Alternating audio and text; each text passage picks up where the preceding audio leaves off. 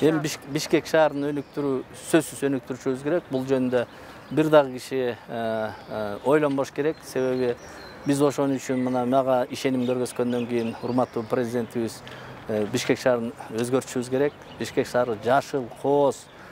Биздин коңшулардан азыр бу жерде почетный граждандар чакырып мен бир топ менен кеңештим. Биздин мэр болуп кеткен, вице-мэр болуп иштеп кеткен адамдар баары тең почетный граждандар, гор кеңештин председатель болгон адамдар. Алар оптимистичный мага дух берип атат. Бишкек шаары Центральный Азияда эң кооз шаар болуш керек депчи. Бизге ошо потенциалыбыз бар. Ошондой шаарларга айландырабыз.